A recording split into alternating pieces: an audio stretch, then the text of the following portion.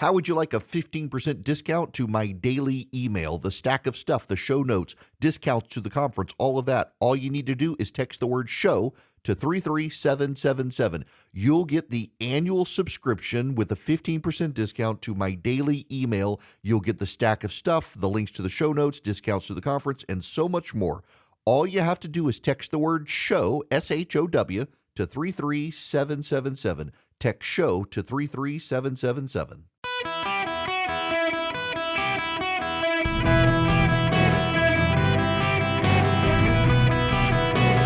Welcome to the Eric Erickson Show podcast, Hour 1.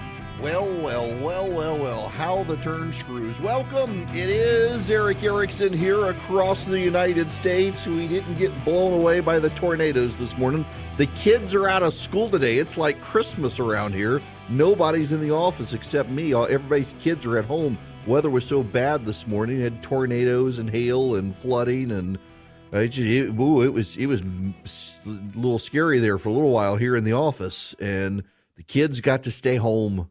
They got to sleep in. I had to get up this morning. The house was quiet. Usually I'm the last one up. Nope, not today. Oh, well. Welcome. The phone number, 877-973-7425. If you want to be on the program, delighted to have you. Obviously, we got lots of big news. However, before I get to that news, I do want to mention something in passing for those of you who are listening on WORD out of Greenville. You've got a lot of severe thunderstorms in your area, and you've got lots of flash flood alerts in your, the whole place is riddled with flash flood alerts.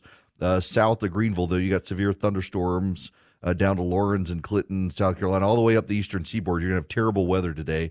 Get ready. Those of you up in Connecticut laughing at the rest of us, it's coming for you, and y'all have already had the winter storm. Those of you over in Pinehurst and the like, your Southern Pines, you're going to get the storms here in a little while. It's just bad, y'all. Those of you on the West Coast listening, I'm sorry to complain about the weather this morning, but it's bad all the way up the eastern seaboard. The Appalachians are just getting flooded today. Major weather. Okay, huge story. It is notable to me. So Donald Trump's lawyer is in court today arguing that the president can't be prosecuted because he has absolute immunity while he's president. That argument is going to be rejected. I can just tell you, listening to the judges this morning, it's going to be rejected. But overnight, a huge story broke in the Georgia case. And what's so notable about it is the Wall Street Journal covered it, but hardly any other major media outlet has covered it. I've had the TV on, flipping back and forth, different news networks. Other than Fox, it's not getting covered. And it is a huge deal that could actually end the case against Donald Trump and his defendants in the state of Georgia. Ashley Merchant is a well-respected Georgia attorney. One of the problems that Donald Trump has had is that Donald Trump just can't get good lawyers. He has to essentially get DUI lawyers to handle his criminal case and the like, just not good lawyers and experienced lawyers, because no good, competent criminal defense attorney wants to represent a guy who can't shut up. Some of the most prominent attorneys in the country who went to bat for Donald Trump have left his case because he has no self-control. He gets on Truth Social and he says stuff like, for example, in the Jack Smith case in Washington, D.C., Donald Trump's lawyer has submitted a report about the fraud from 2020 and how the election was stolen to show that Donald Trump really believed this stuff. There's a problem. One of the people in the report who Donald Trump paid to disprove the election and to show that the election was stolen actually changed his mind upon review of the evidence and notes on the record in the Washington Post that a number of the claims Donald Trump is making in court in Washington, D.C. were thoroughly debunked, including disproven by Donald Trump's own expert. Whether you think the election was stolen or not, this is the relevant point to focus on here, is that the claims Trump is raising in court about the 2020 election are ones that were thoroughly debunked. You can say there are other ones, but the ones he's specifically raising are ones that even his own expert says aren't true. That's a problem. Donald Trump does not have the best legal counsel around him anymore, in large part because he can't shut up and he doesn't pay his bills. Ashley Merchant doesn't represent Donald Trump. Ashley Merchant is a distinguished lawyer in Georgia, great rating, highly thought of by her colleagues, and she represents Michael Roman. Michael Roman was an opposition researcher in 2020. Well, Fani Willis, the prosecutor in Georgia, probably should not have indicted the opposition researcher because they got the opposition research on her.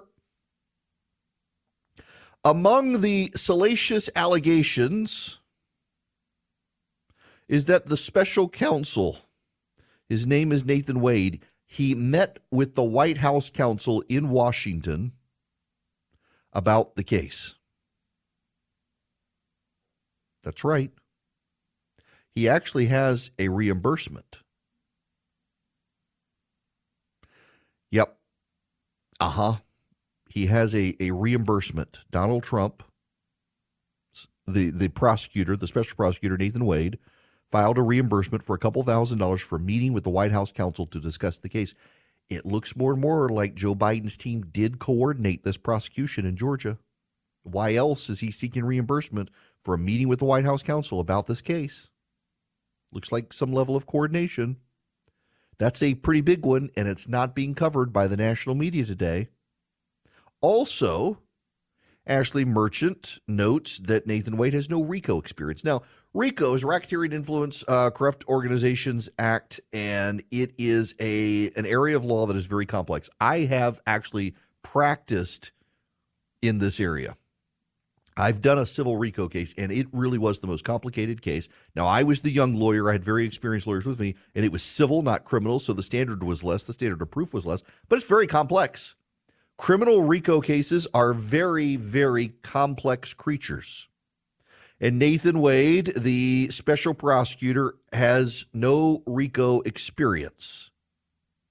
This is Ashley Merchant. She's the undersigned counsel. She's talking about herself here. She says, undersigned counsel knows the special prosecutor and has researched his litigation experience.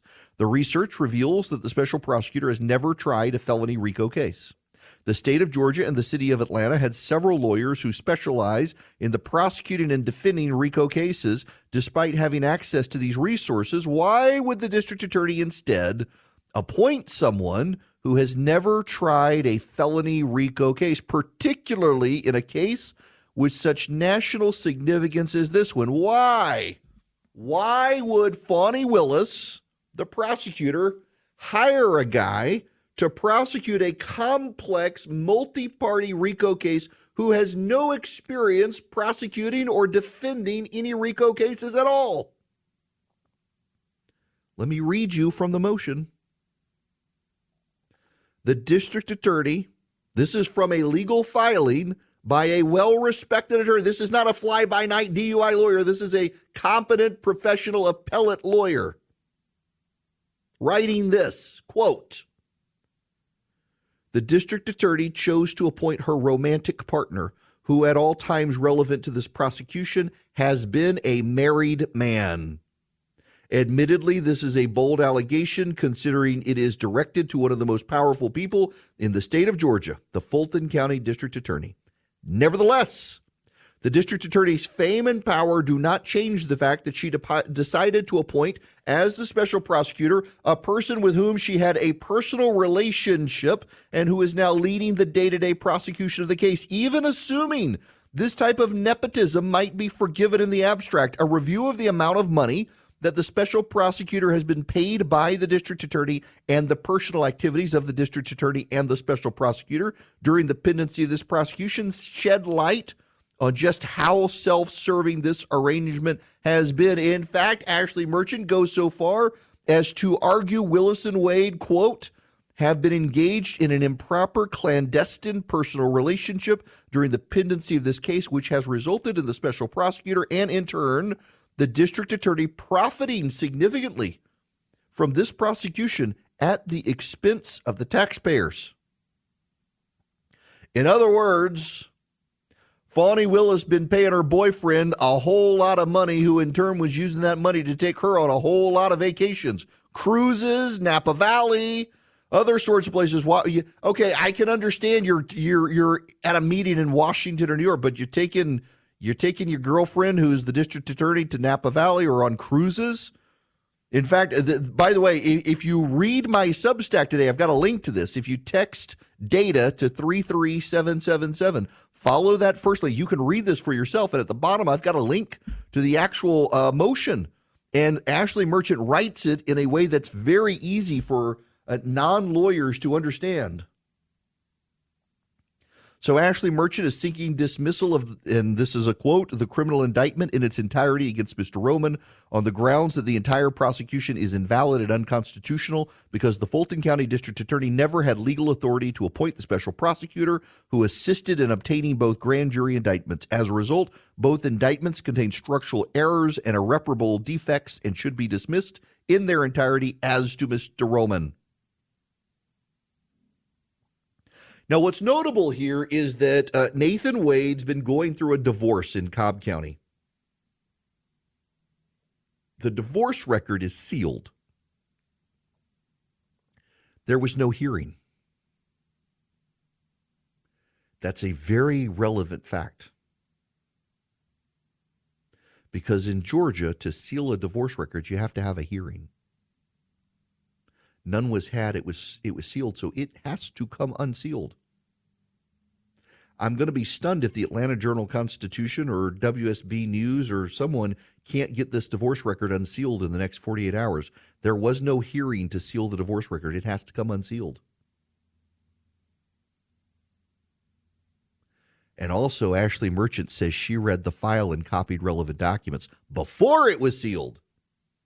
Right, it's only been sealed recently. Before that, it wasn't. And Ashley Merchant says she read it, she got documents from it, and she got witnesses who can prove that Fani Willis and Nathan Wade were in a relationship, that they were having an affair. They've been seen together around town. They've taken cruises together. He was a married man, and he was cheating on his wife with the district attorney who, without any experience in RICO, put him in charge of the prosecution of Donald Trump and paid him almost $1 million, and then he spent lavishly on her. Now, remember, don't say Fani Willis can't make ethical lapses because she's already barred from investigating the lieutenant governor in Georgia, Burt Jones, because she did a fundraiser for his opponent while she was investigating him, and a judge barred her from ever investigating him and related to this matter. If this is proven, it could be thrown out. This whole case could be thrown out because one of the things Ashley Merchant points out is that given the amount of money to be spent and the commitment to the county, she was supposed to get permission from the county before she picked a special prosecutor. And she never did. Fani Willis never got county permission to hire the special prosecutor, her boyfriend, who she's paid almost $1 million to. You want to say Donald Trump played by his own rules and outside the law and the process and did bad things? Looks like the prosecutor has as well. Looks like the prosecutor has.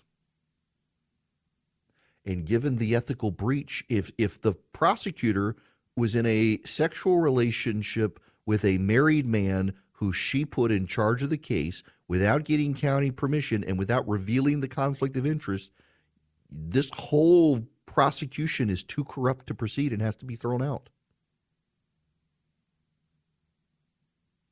You do this. Why do you do this if you're a judge? Because you have to penalize the prosecutors for that level of egregious unethical conduct so future prosecutors don't do the same thing. You throw out the case because you have to send a signal to prosecutors that that conduct is beyond the pale.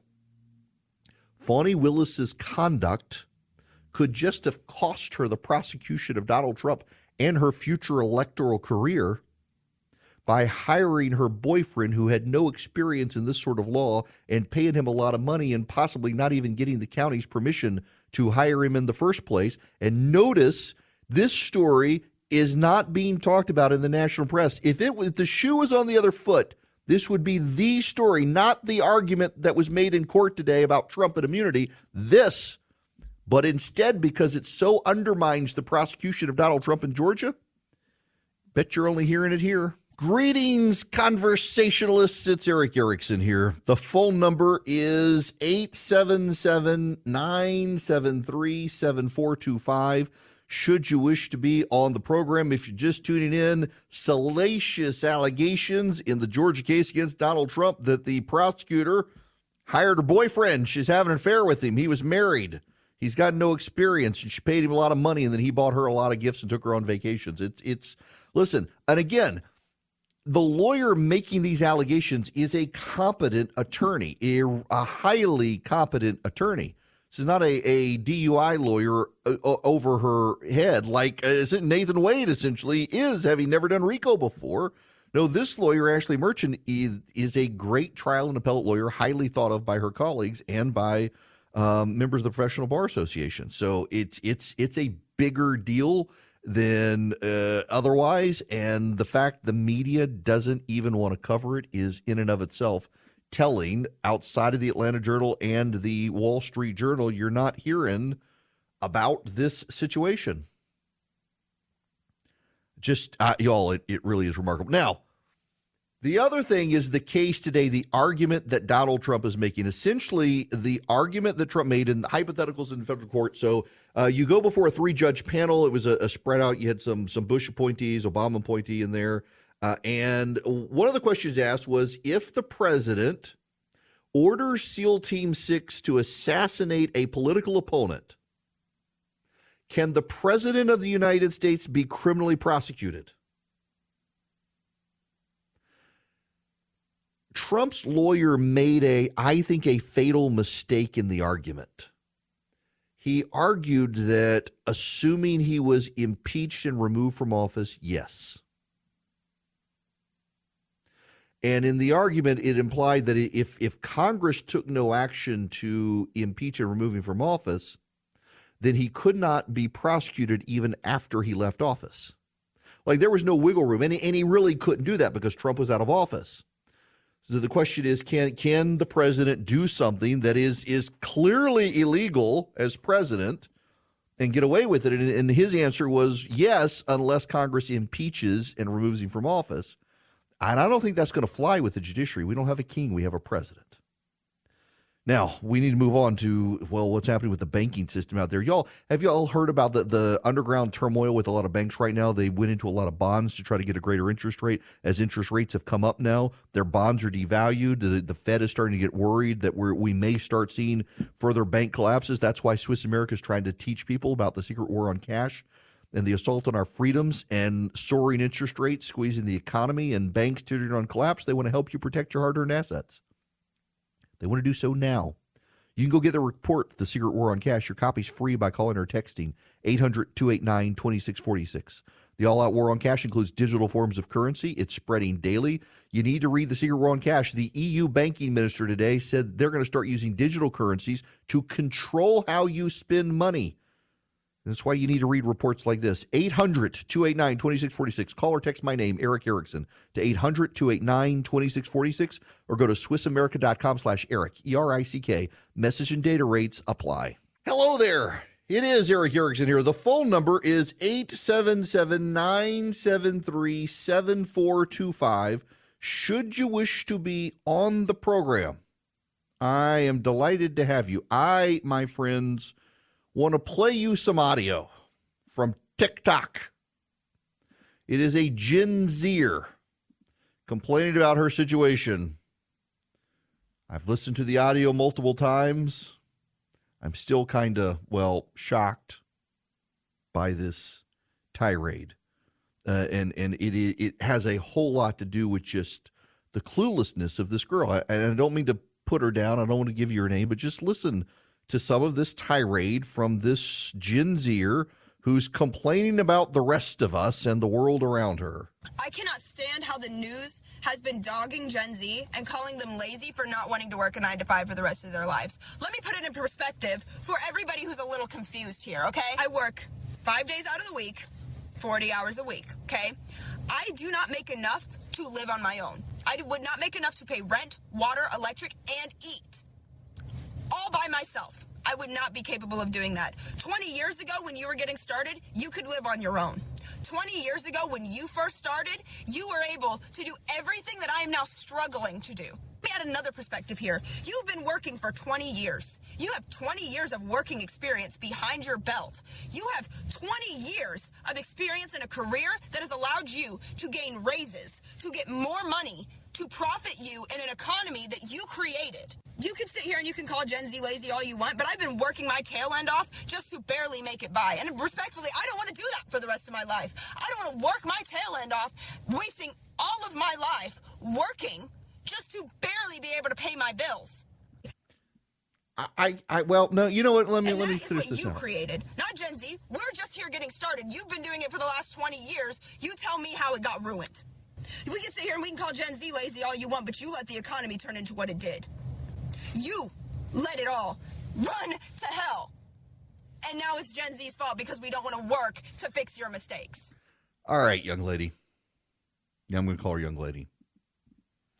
Gen Z TikToker who works 40 hours a week at Walmart, who's in her own car, complaining she can't make ends meet working at Walmart. Can anybody? I don't know her station in life, whether she has a college degree or not, but let me just put this in perspective for you. And this is one of my frustrations in life. You know, I make a lot of money now. I do. I admit it. I make enough money now that when I go to, for example, I'll take friends of mine to Las Vegas. I pay for everything. I cover the airfare. I cover the hotel. When we go out to dinner, I buy it because I know I make a lot more money than any of my friends. And God's been generous to me. I can be generous to other people. It's one of the things I've always prayed for. When I was younger, so many people stepped up to help my wife and me when we couldn't make ends meet, and now I can do it for other people. I'm glad to. It's a way of giving back. But 20 years ago, she's talking about 20 years ago, you and your life. Let me explain to you my life 20 years ago. And one of my frustrations is even like people in our family are like, oh, you have it so easy. And look at this person in the family who's struggling to get by. 20 years ago, my wife and I couldn't afford to go out to eat because we wouldn't have been able to buy formula for our child. My wife had to have a double mastectomy right after we got married because of breast cancer concerns. It was prophylactic. We had to have formula. And there were times the power bill was so high, we couldn't afford to make ends meet and buy formula for the kid. 20 years ago, I had to shop at Goodwill because I couldn't afford to go buy clothes at the department store. 20 years ago, I had a car, the windows were held up with duct tape. 20 years ago, our utility bill one month was so high because it was so cold that month at our house that we were renting was so terribly insulated that our gas bill was $600 and we had to live on beans and rice for a month because we couldn't afford to pay it. I had to defer my student loan payment to be able to pay the gas bill for the house. When you look at someone right now my age who I've got a great job. I make good money. My wife is able to stay home. You know, when my wife, because of her health, decided she was going to stay home with the kids, given her health situation, she kind of needed to. I was working 3 jobs so that my wife could stay home with the kids. When my wife and I first got married, I was a lawyer out of law school and couldn't afford to buy a suit. Combined, my wife and I couldn't afford to pay all of our bills. We were living in a rental house. My wife, her grandmother died. She got an inheritance, and we were able to put a down payment on a house. And thankfully, the monthly payment on the house was less than the rent we were paying before. But we struggled. The obliviousness of this young lady to think that no one before her has had to struggle like her. And she can say, well, inflation today, you know, in this 1970s, before I was born, you have the the Ford administration, you have interest rates, you have the long lines at the gas stations. The minimum wage was $2.30. There was inflation. And a lot of people, like some of the responses to me about this girl on social media were, well, you weren't paying $1,000 a month in rent adjusted for inflation back to the 1970s. In plenty of places, the same situation was at stake. The same situation was at play. This is nothing new. And this girl, oblivious, and her generation thinks that it's all new under the sun. Nothing like, we haven't experienced anything like she's experiencing. Oh, woe is me. By the way, you're working 40 hours a week. Go get a second job. Go get a second job. You're working 40 hours a week. I was working 80 hours a week as a lawyer, not making ends meet. No, I don't have sympathy for her. I really don't, because I lived that life, and she thinks, you haven't lived this life like me. Yeah, you walk around your house with the lights turned off all the time because you can't afford the power bill because you got to buy formula for your kid. You're coming up with excuses to get out of meetings because you can't afford to put gas in your car to go to the meetings. I lived that life. I worked for a law firm, and it was a great law firm, and they would do trips, and occasionally we'd go to town, and I would come up with the creative excuses to avoid going on the trips because I couldn't afford to go on the trip. I couldn't afford to go to the restaurants to eat. I actually had a lawyer that I worked with. His parents and his wife's parents had both been bankers. And the joke was that essentially it was a merger of banks when he and his wife got married. He literally told me his advice to me when I was in this young lady's position was just go get credit cards and put it all on credit cards because you will make enough money in your life as a lawyer that you'll be able to eventually pay off the credit cards. Sounded like terrible advice to me at the time, and I did not take his advice, and I'm glad I didn't. But that was his advice. I hope she doesn't do that. But I get so infuriated by people who will look at someone like me and think, oh, well, you must have always been wealthy. You must have always had this. No, I had to do the ramen noodle thing too, except I hated ramen noodles. So it was dried beans soaked overnight, put on the stove with some bacon fat and rice. By the way, I still actually like beans and rice, but it was very cheap. Soak the beans overnight. Boil them with some bacon fat in the water so they get some flavor. Put it on rice. It's a good meal. It's a cheap meal. You don't have to go eat out. Sometimes you have to make sacrifice. She doesn't want to make the sacrifice, it seems. And to complain she's working 40 hours a week at Walmart, you know what? You can go get a better job. Or did you not go get a college degree? Did you not go advance your education? Do you just want to complain? There are too many people who want to be victims, and this is an example of the problem a lot of kids have these days, and I've tried to work on my kids with this, is to be a victim is a choice. There are a lot of people today who want to be victims. There are a lot of people in politics who want to be victims. There are a lot of people who are supporters of the front runners for the presidential nomination on both sides who view themselves as victims of government, victims of the man, victims of other people, victims, and they want someone to carry out their retribution because they've been a victim. You being a victim is a choice. You choose to be a victim. Bad things may happen to you, and bad things may come from other people to you. You may be a victim of a bad person. But you to identify as a victim is a choice. You to wrap and define your victimization into who you are is a choice. Your willingness to hang on to the bad things is a choice.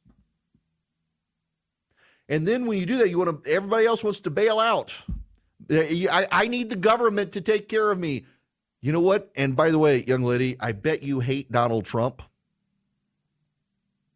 Donald Trump's economy wasn't like this. It's Joe Biden's economy, and I bet you supported him. It's the Democrats and the inflation that got you in this economy that you're complaining about, and I bet you support them. Now I bet you want more government bailout and more government spending that will drive up more inflation. I bet your policy solutions will actually make the situation work for you, as opposed to you take charge of your own life, embrace self-reliance, and go get a second job, or humble yourself and live with your parents, or get roommates. Get roommates. Most of my friends at that age had roommates. They weren't living by themselves. The ones who were living by themselves were in tiny apartments. The idea that this is all new and you've never experienced it and life is so unfair now and it's everybody else's fault, you're embracing not only an ignorance about the past, which you don't think seems to matter, you are embracing the idea that you yourself are a victim of something, and because you're a victim, you see no obligation on your part to try to get yourself out of the situation. I tell my kids all the time now, I've heard this from Chick-fil-A operators and others, that it is the hardest thing with Gen Z these days is to find a kid who just shows up, says, yes, sir, yes, ma'am, does what they're told, figures it out if they don't know, and works, and doesn't feel entitled to anything. In fact, a buddy of mine who's a Chick-fil-A operator said the best advice he can give to kids these days is show up early, stay late, and work the whole time. And if you can just show up a little early, stay a little late, and work hard the entire shift, you're going to get promoted and start making money quick, as opposed to getting in your car and doing TikTok videos about how unfair it is. Lady, I have lived that unfair life. I have been embarrassed to go to meetings because I didn't have the nice suit. I had to shop at Goodwill. My wife and I were hungry because the kid needed formula, and so we had to cut back on what we wanted to eat. I had to drive the car with the windows held up by duct tape. I have lived that life. I'm very blessed that I don't have to live that life now. I live in perpetual fear that one day something will work out badly and I will have to go back to that. I never chose to see myself as a victim. I chose to see it as the starting point in life. And I'm better because of it. I didn't have social media back then to complain about the circumstances. And I wouldn't have complained then because I was starting out. Life's not fair. Life is hard. You sweat, you work, and then eventually you die. Your feelings don't matter. Nobody cares about your feelings. They care about your work ethic. And maybe instead of sitting in your car doing TikTok videos, go work an extra shift at Walmart, you'll get a promotion. But instead, you actively chose to identify yourself as a victim. And that makes a whole lot of life calculations moving forward even harder. Now, while you're out there thinking about these financial things, you should think about who you're banking with. As these financial things come to bear for you and for your kids, you want a good bank relationship, a bank that's going to be around, and you should use my bank, Old Glory Bank. Old Glory Bank are good people. They're good conservatives. And they're actually very friendly to conservatives because, like, for example, banks these days, some of them, if you're a gun store, your gun manufacturer, they don't want your banking business. And in some cases, they'll close your bank. Old Glory Bank's not going to do that because they share your values. There's a headquartered out of Oklahoma. They actually bought a bank in Oklahoma. As opposed to starting something new, they bought an existing reputable bank. They rebranded it Old Glory. They're spreading it around the nation. You can get checking, you can get savings, you can get competitive rates. They literally are my bank, and they are good people. Their online banking is phenomenal. It really is good. And I mean, everything about this bank is, I love Old Glory Bank. I'm so delighted they're advertising with me. I've got a checking and a savings account with Old Glory Bank. I'm getting my kids set up with their bank accounts. You get a debit card. The debit card is actually probably the prettiest debit card you'll get of any bank in the country. I mean, they're good people, and it's a great bank, and they got great rates, and you should start. You want a bank where you can use them all around the country, but it still has that personal feel to it. Old Glory Bank is what you're looking for. It's oldglorybank.com. oldglorybank.com. They really want your business, and I'm telling you, you really want to do business with them. I love my bank. I'm effusive with praise for a bank of all things. There are so many garbage banks out there. I actually love my bank, and I love the people who work at my bank, and they're so helpful. 8 minutes or less, you can set up an account with them. Don't take my word for it. Go do it yourself. oldglorybank.com. Welcome. It is Eric Erickson here. The phone number, 877-973-7425. This hour of the program brought to you by First Liberty Building and Loan. If you're in business and your business is growing and you're buying a building or building a building or you're buying a franchise, deals like that, your bank's giving you the runaround, reach out to First Liberty. They might be able to help you. They make their own lending decisions. FirstLibertyGA.com. FirstLibertyGA.com. Tell them I sent you. All right. I want to take Paul's phone call here. Paul, welcome to the show. Hey, Eric, how you doing? Good. How are you? I'm fine, thank you. I just wanted to kind of go over with this Gen Zer people. Mm-hmm. And here I am. I'm 75 years old. I've got a good retirement from one of the major companies in Atlanta. My wife does the same thing. And believe it or not, we get a good retirement, Social Security, and we're still working because that's the way we want to live. And good for you. It's amazing the way these people are nowadays. I own my own business. I wash toilets at night is what I do.